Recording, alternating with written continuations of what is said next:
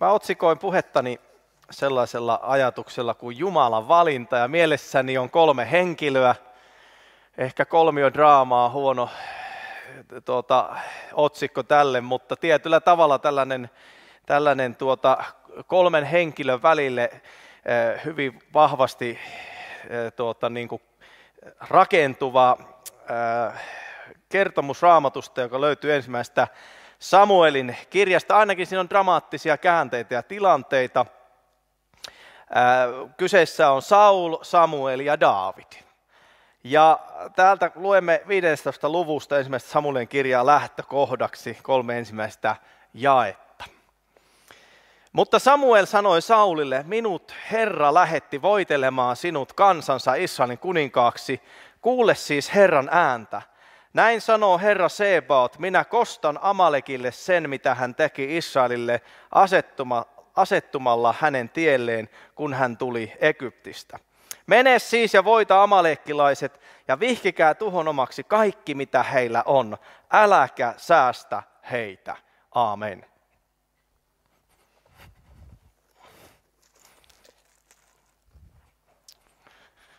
Noin, vielä öljypullo mukaan. Tämä liittyy tähän Samuelin osuuteen. Jumala valitsee tehtävään ihmisiä. Niin kuin me on tänään kuultu, lyhytaikaisiin, pitkäaikaisiin, lähetystehtäviin, työhön täällä kotimaassa ja työhön ulkomailla. Ja on mahtava nähdä se, että edelleenkin Jumala valitsee ja Jumala kutsuu. Jumala antaa näyn ja armoituksen. Mä iloitsen siitä, että tänään tässä kokouksessa on mukana sinä ystävä, joka tuli tuskoon tuolla, annoit elämäsi Jeesukselle viime viikolla Lemin telttakokouksissa. On mahtava asia, että tavalla tai toisella me voimme tehdä työtä. Aivan niillä uusimmilla, ehkä sellaisilla metodeilla, joita ei ole koskaan aikaisemmin kokeiltu, tai sitten vähän vanhemmilla. Mikä sinun käteesi sopii, niin kalasta sellaisilla välineillä. Jos sinä olet nuotanvetäjä, käytä sitä. Jos olet pilkkionkia tai virvelinkalastaja, niin sinä tiedät itse sen, mikä on sinun tyylilajisi, mutta kalasta. Sillä Jumala haluaa, että me kerromme tätä sanomaa Jeesuksesta kaikille ihmisille ja että he voisivat oppia tuntemaan hänet pelastajana ja auttajana. Saulin kohdalla oli hetki, jossa Jumala muistutti siitä valinnasta, jonka Jumala oli tehnyt Saulin elämään. Ja Jumala oli päättänyt, että nyt Saulin tuli toteuttaa Jumalalta saatu tehtävä amalikalaisten kohdalla. Me ymmärrämme, että Jumala ei toimi enää samalla tavalla niin kuin vanhan liiton päivinä, koska me elämme uuden liiton ajassa. Mutta tietyllä tavalla Jumala antaa tällaisia taistelutilanteita, joissa Jumalan palvelijat joutuvat saamaan Jumalan voittoja ja voivat saada niitä Jumalan voittoja taistelemaan henkivaltoja vastaan tässä ajassa. Ja tietyllä tavalla tämä amaleekkalaiset meille kuvastaa niitä voimia, jotka vastustavat Jumalan työtä, Jumalan valtakunnan työtä. Nyt edelleenkin Daavidista apostolien teoissa, se 13. luku jakeessa 22, on kirjoitettu Daavidista näin. Mutta Jumala pani viralta Saulin ja herätti heille kuninkaaksi Daavidin, josta hän myös todisti ja sanoi, minä olen löytänyt Daavidin, Iisain pojan, sydämeni mukaisen miehen, joka on tekevä kaikessa minun tahtoni. Saulilla tämä amalekilaisia vastaan tämä annettu tehtävä oli hänen viimeinen tehtävänsä, jonka Jumalan palvelija Samuel hänelle asetti ja jonka Jumala asetti hänen elämäänsä. Ja Saulin kohdalla kävi niin, että häneltä otettiin nuo jumalalliset valtuudet pois. Hänet laitettiin viralta. Mutta mehän me tiedämme sen, että vaikka Jumalan puolelta valtuudet riistettiin, niin Sauli jatkoi vielä pitkään tässä tehtävässä ilman Jumalan antamia valtuuksia. Mutta Jumala oli tehnyt jo valinnan, vaikka Saul vielä jatkoi Israelin kuninkaana. Jumala etsi itsellensä sydämensä mielenmukaista kuningasta kansallensa Israelille. Täällä sanotaan näin, että Jumala herätti Daavidin. Jumala herätti Daavidin sydämen Jumalan äänelle, Jumalan puheelle. Ja se on numero 1, jota Jumalan palvelijalta tarvitaan, että hän oppii kuulemaan Jumalan ääntä. Mikä on se sinun koulusi, jossa Jumala tekee sinusta palvelijan käyttöönsä varten? Sitä en voi määritellä hyvin niin kuin voisin sanoa, liian tiukasti.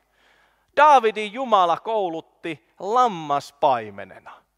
Ja uskon, että tämänkin ajan keskellä Jumalalla on hyvin erilaisia teitä ja polkuja, jossa hän tekee meistä astioita hänen käyttöönsä varten, aseita hänen taistelujaan varten ja hänen voittojaan varten.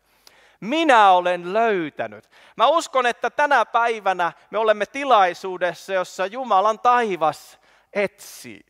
Hän etsii ihmistä, hän etsii sinua ja kysyy sinulta, oletko sinä käytössä?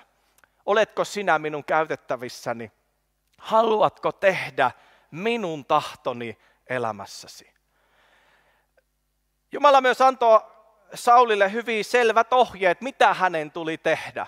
Jollakin tavalla musta on mahtava nähdä, että minun Jumalani, Raamatun Jumala, pitää meistä niin hyvää huolta, että hän näkee vaivaa ja haluaa varmistua siitä, että me ymmärrämme yhden asian, että mitä meidän pitää tehdä. 2 asiassa ennen kaikkea, että me pelastuisimme ja että me voisimme palvella häntä ja hänen valtakuntaansa sillä tavalla, joka on meille tarkoitettu.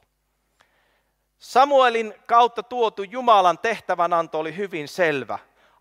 Amalekilaiset täytyy tuhota. Ja se Jumalan niin kuin päätös oli nyt sen kaltainen, josta Jumala antoi selvän ohjeen, että tässä tehtävässä niin mitään ei saa jättää jäljelle.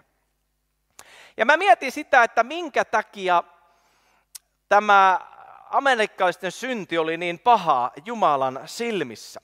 Ensimmäinen Johanneksen kirje, siellä käsitellään 5. luvussa tätä synnin problematiikkaa, synnin olemusta. Ja otan vaan lyhyesti tähän jakeen 17 5. luvusta 1. Johanneksen kirjettä. Ja siellä sanotaan näin, että kaikki vääryys on syntiä. Adikia-sana voidaan myös kääntää epäoikeudenmukaisuus. Kaikenlaiset väärät asiat, epävanhurskaat, epäoikeudenmukaiset asiat ovat syntiä. Mutta sitten jatketaan, ja on syntiä, joka ei ole kuolemaksi. Ja tämä sana, joka täällä on, haraton, niin se voidaan kääntää kuoleman rangaistuksena, kuoleman vaarana, kuoleman syntinä. Ja me voimme näin lukea tämän kohdan, että on syntiä, josta ei seuraa välitöntä kuoleman vaaraa tai kuoleman tuomiota. Mutta nyt amalekkilaisen kohdalla oli tapahtunut niin, että heidän syntiensä mitta oli täyttynyt. He olivat tehneet niin suuren synnin, että he olivat saaneet tämän synnin palkan, joka realisoitui heidän elämässään tuona päivänä, jonka Jumala oli säätänyt. Ja jollakin tavalla mä mietin, että minkä kaltainen asia oli kyseessä amalekkilaisen kohdalla. Miksi Jumala oli näin voimakkaasti ottanut amalekkialaiset eteensä ja todennut, että nyt amalekkialaisten armon aika oli päättynyt. 4. Mooseksen kirjassa 24. luku Bileam puhuu amalekkialaisista seuraavalla tavalla. Hän mainitsee heidät näin. 4 Mooses 24:20. Kansakunnista ensimmäinen on Amalek, mutta sen loppu on perikato. Millä tavalla amalekialaiset olivat kansakuntien ensimmäisiä? Me olemme enemmän hetkeksi vähän taaksepäin vielä 2. Mooseksen kirjaan ja sinne tapahtumiin. 2. Mooseksen kirja 14. luku kertoo meille, kuinka Israelin kansa lähti Egyptin orjuudesta.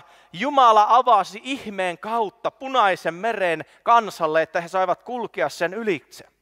Kun menemme eteenpäin lukuun 17, jossa hetken viivähdämme, niin on tilanne, jossa kansa nurisee Moosekselle, että me kuolemme janoon täällä erämaassa. Miksi toitte meidät tänne kuolemaan janoon? Ja siellä Jumalan ihmeen kautta jälleen Mooseksen sauva ojentuu kalliota kohden, Jumalan käskystä niin kuin oli Punaista merta kohden ojentanut aikaisemmin, ja kallio antaa vettä. Ja tiedättekö, amalekialaiset tiesivät kaiken tämän. Ja silti he olivat valmiita vastustamaan Israelin elävää Jumalaa. Jollakin tavalla Jumala oli aivan erityisesti niin kuin kohdistanut vihansa tätä amalekialaisten epäkunnioittavaa asennetta kohtaan, jossa he eivät kunnioittaneet Israelin elävää Jumalaa, hänen ihmettekojansa, hänen pyhyyttänsä ja hänen voimaansa. Jos amalekialaiset olisivat antaneet israelaisten mennä rauhassa, ei heidän syntiensä mitta olisi täyttynyt tuona päivänä. Mutta he olivat kansoista ensimmäisinä tekemässä mitä? Estämässä Jumalan pelastussuunnitelmaa kansansa Israelin kohdalla. Ja niinpä täällä sanotaan 2. Mooseksen kirja 17 ja jae 8, että kun Israelin kansa oli tullut Punaisen meren ylitse sinne Siinain erämaahan ja juuri päässeet egyptiläisistä, niin ei ollut paljon siinä aikaa, kun amalekialaiset jo toivottivat heitä tervetulleeksi siellä Punaisen meren vastarannalla. Täällä sanotaan näin: sitten tulivat amalekialaiset ja taistelivat Israelia vastaan Refidimissä. Minä näkisin, että se mitä Bileam sanoi siellä omassa puheessaan kansakunnista ensimmäisenä, niin se vahvasti viittaa ainakin tähän. Amalekialaiset jostakin syystä kokivat valtavan suurta paloa estää Israelissa, tuhota israelaiset, estää se suunnitelma ja se Jumalan pelastustyö, joka hänellä oli kansansa Israelia kohtaan. Ja nyt sitten Jumala käytti palvelijansa Moosesta ja hänen apunaan Aaronia ja Huuria ja Joosuaa amalekialaisia vastaan. He joutuivat käymään taisteluun, koska muuten amalekialaiset olisivat tuhonneet Jumalan kansan ja Jumalan työn tehneet tyhjäksi. Niinpä Mooses sanoi Joosualle, joka oli se, joka laitettiin taistelemaan sinne eturiviin amalekialaisia vastaan: valitse meille miehiä. Jumalan palvelijan yksi tärkeä tehtävä on oppia valitsemaan, tekemään valintoja omassa elämässään ja valitsemaan työtovereita, valitsemaan miehiä ja naisia palvelustehtäviin.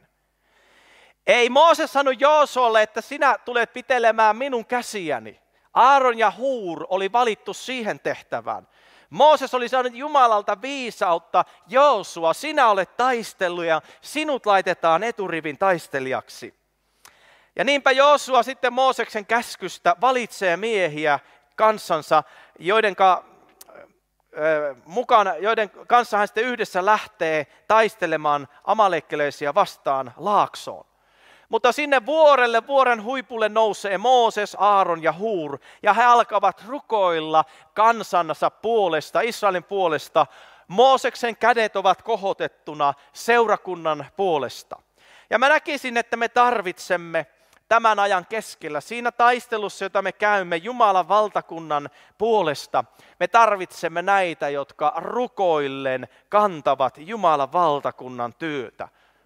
Me tarvitsemme myös niitä, joita lähetetään sinne eturivin taisteluihin ja jotka ovat siellä niin kuin operatiivisessa osastossa, jotka ovat niitä, jotka toimivat siellä eri kentillä, erilaisissa tehtävissä, joita tarvitaan, että Jumalan työ menee eteenpäin. Moosekselta tuli selvä ohje Joosualle: valitse, mene ja taistele huomenna amalekialaisia vastaan. Valitse, mene ja taistele. Ja ilman Mooseksen rukousta Joosuan olisi ollut turha lähteä tuohon taisteluun. Kerrotaan, että kun Mooseksen kädet alkoivat väsyä, niin aina amalekkelaiset pääsivät silloin voitolle. Jos tämä ajan keskellä Jumalan työ ei mene eteenpäin, me joudumme kysymään, onko niitä, jotka ovat lähteneet liikkeelle? Onko niitä, jotka ovat olleet Jumalan kutsumia, jotka Jumala on valinnut? Onko niitä, jotka rukoilevat näiden puolesta, jotka Jumala on lähettänyt? Mä uskon, että tämä jumalallinen konsepti, se toimii tämänkin ajan keskellä. Me voimme saada voittoja. Jumalan valtakunnan työ voi menestyä, jos nämä kaikki osa-alueet ovat kunnossa. Ja niin tapahtuu jakeessa 13, sanotaan näin, 2 Mooses 17. Ja Joosua voitti amalekialaiset ja heidän sotaväkensä miekan terällä. Ja niin sitten sinne pystytettiin tämä muistomerkki Mooseksen toimesta. Ja alttari laitettiin, jossa annettiin nimi tälle alttarille, Herra on minun lippuni. Minä nostan käteni Herran istuinta kohden, Herra soti amalekkilaisia vastaan sukupolvesta sukupolveen. Ja nyt tuli se aikakausi, jolloin Jumala päätti lopullisesti ratkaista tämän ongelman, joka johtui amalekkialaisista. Niin kauan kuin tuota heimoa ei ollut lopullisesti kukistettu, niin se aina nosti päätänsä. Voi että jos Saul olisi ollut kuulijainen Jumalalle tuona päivänä, kun Jumalan palvelija Samuel tuli hänen luokseen ja sanoi, suorita tämä tehtävä loppuun. Mutta hän ei tehnyt niin. Ja monet juutalaiset historioitsijat ja raamatun tutkijat ovat sitä mieltä, että kun myöhemmin raamatussa kerrotaan Haamanista, joka jälleen yritti tuhota Israelin kansan Esterin kirjassa, niin tuo Haaman niminen mies oli näitä samoja amalekialaisia. Tiedätkö, kapina Jumalaa vastaan, jos ei sitä täydellisesti kukisteta, jos sitä vaan jollakin tavalla niin kuin koitetaan hoitaa tietyllä tavalla niin kuin puolitiehen, niin se jonakin päivänä aina nostaa päätään ja saa uutta voimaa ja se ottaa valtaa. Jos me ajattelemme Saulin elämää, kun me katsomme tätä 15 lukua ensimmäistä Samuelin kirjaa, niin hän lähti taisteluun, hän sai selvät ohjeet siihen, mutta sitten jakeessa 9 sanotaan näin, mutta Saul ja väki säästivät Aagakin, Amalekin kuninkaan, sekä parhaimmat lampaat, lihavimmat raavaat ja karitsat, kaiken mikä oli arvokasta. Sitä he eivät tahtoneet vihkiä tuhon omaksi, mutta kaiken karjan, mikä oli halpaa ja arvotonta, he vihkivät tuhon omaksi. Nyt Samuel on toisaalla ja hän on rukouksessa Herran edessä. Tulee Samuelille Jumalan sana. Tiedätkö Samuel, sinä hoidit tehtäväsi ja osuutesi, mutta kaikki ei mennyt ihan suunnitelmien mukaan.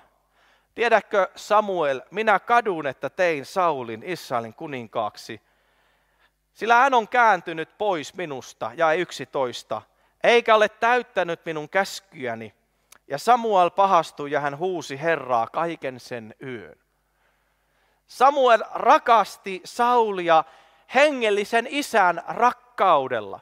Hän olisi toivonut, että Saul olisi voinut omassa elämässään ymmärtää sen, että Jumala haluaa, että hänen tahtoansa kunnioitetaan ja hänen pyhyyttänsä kunnioitetaan.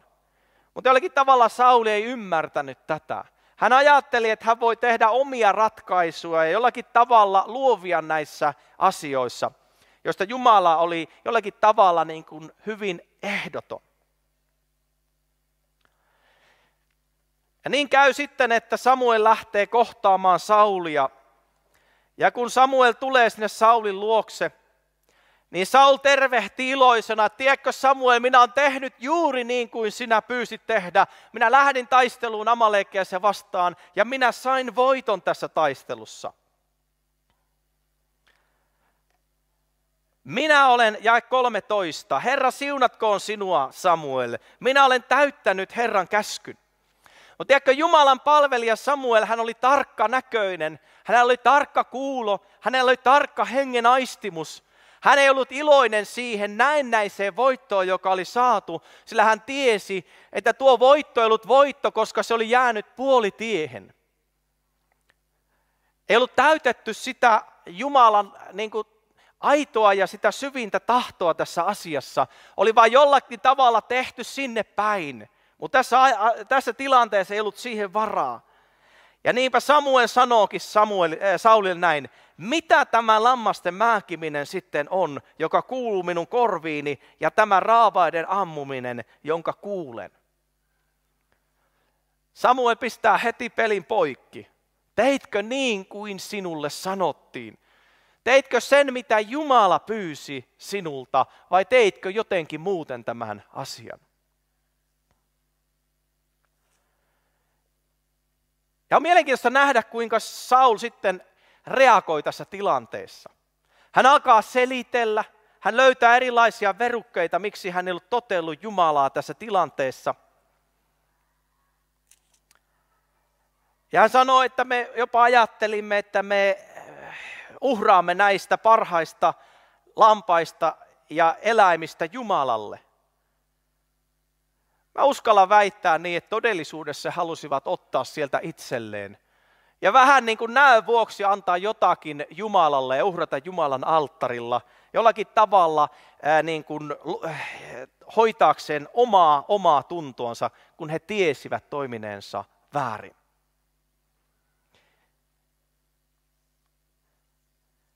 Ja niinpä Samuel sitten sanoo jakeessa 22 Saulille. Haluaako Herra polttouhreja ja teurasuhreja yhtä hyvin kuin kuuliaisuutta Herran äänelle? Katso, kuuliaisuus on parempi kuin uhri ja tottelevaisuus parempi kuin oinasten rasva, sillä tottelemattomuus on taikuuden syntiä, niskoittelu on valhetta ja kuin kotijumalan palvelusta, koska sinä olet hyljännyt Herran sanan, on myös hän hyljännyt sinut, etkä sinä enää saa olla kuninkaana. Jumala halusi enemmän kuin näitä uhreja, sitä, että hänen palvelijansa ovat kuuliaisia ja tottelevat häntä. Samuel tuo esille sen, kuinka Jumalan taivas ei voinut ottaa vastaan tällaisia uhreja, jotka oli näennäisiä. Samuel käyttää hyvin voimakkaita sanoja, kun hän tuo esille tässä näin, että tällainen tottelemattomuus on sama kuin te harjoittaisitte noituutta. Olisi sama, että te palvelisitte epäjumalia, jos te tuotte epäpyhän uhrin minulle. Jos te tiedätte, että te annatte sellaisen uhrin minulle, jollaista minä en ole teiltä pyytänyt, jollaista minä en halua teiltä ottaa vastaan. Te tiedätte sydämessänne totuuden. Ikään kuin he yrittivät huiputtaa Jumalaa, vetää Jumalaa nenästä. Jollakin tavalla on murheellista nähdä se, että toisinaan ihminen yrittää sumuttaa Jumalaa Saulin ja näiden väen kanssa, joka oli hänen matkassaan. Jumalan pyhyys on jotakin sellaista, jota meidän tulisi kunnioittaa elämässämme. On parempi, että et anna uhria Jumalalle, kuin yrität antaa epäpuhtaan uhrin. On parempi, että et tee lupauksia Jumalalle, kuin jos sinulla ei ole vakaata tahtoa todellakin sydämestäsi antaa sitä lupausta Jumalalle. On parempi, että et käy estämään Jumalan työtä. On parempi, että vetäydyt sivuun, kuin nouset Jumalan työtä vastaan. Nyt vielä sitten Saul yritti tehdä parannusta Samuelin edessä ja sanoi, että minä olen tehnyt syntiä. Useammassa kohtaa hän tällä sanoo ja sanoi, että tehdään nyt Samuel sillä tavalla, että kun lähdetään pois tästä paikasta, niin mennään yhtä matkaa, ettei vaan kansan nämä päämiehet huomaa, että sinä olet nuhdellut minua tästä asiasta, että minä olen tehnyt väärin tässä kohtaa. Ja kuitenkin hän Samuelille koittaa sanoa ja Jumalalle, että kyllä minä haluan katua tätä ja olla pahoillani ja ymmärrä, että olen tehnyt syntiä tässä kohtaa. Mutta on mielenkiintoista nähdä, kun sitten Samuel saa Jumalalta tehtävän mennä voitelemaan Daavidia Saulin seuraajaksi, niin Jumala ei ota vastaan tuota Saulin katumusta eikä parannuksen tekoa. Ja jollakin tavalla musta on hyvin kuvaavaa se, minkä tähden, koska se ei ollut aitoa, se ei ollut todellista. Se oli vaan se tilanne, että kun huomasi, että hupsis, nyt on tehty pieni moka, niin ajateltiin jollakin tavalla vaan paikkailla sitä tilannetta, eikä aidosti Sauli niin kuin katunut sitä, mitä oli tapahtunut, koska Samuel sanoo näin. Herra, jos minä joudun menemään tuonne Daavidin luokseen ja tämän Iisain pojan luokseen ja voidella hänet kuninkaaksi, niin täällä sanotaan jakeessa 2 näin. Jos Saul saa sen kuulla, tappaa hän minut. Ja minusta tämä on hyvin selvä osoitus siitä, jos Saul olisi aidosti katunut syntiään, jos se mitä hän sanoi, että minä olen tehnyt syntiä, Herra, minä haluan saada anteeksi, olisi ollut totta, niin hän ei olisi ollut seuraavana päivänä valmis tappamaan Jumalan palvelijaa Samuelia. Ja sen tähden jotenkin Jumala taivas haluaa haastaa meitä. On armoa tehdä parannusta, on armoa tunnistaa syntinsä. On armoa kuulla hänen äänensä, on armoa oppia hänet tuntemaan, mutta yhtä meitä kysytään, että me kunnioitamme hänen pyhyyttänsä, kunnioitamme häntä, hänen vanhurskauttaan, hänen oikeamielisyyttään. Olemme aitoja ja rehellisiä Jumalan edessä. Aamen. Herra, mä haluan sinun kasvoisi edessä tänään pyytää sinun armoasi. Herra, että me voisimme olla rehellisiä sinulle. Herra, että se, minkä me sinulle tuomme, että me voisimme sydämestämme sen antaa. Herra, että me yritä tehdä epäpyhästä pyhää, että me yritä peitellä jotakin elämässämme, tai yritä selittää.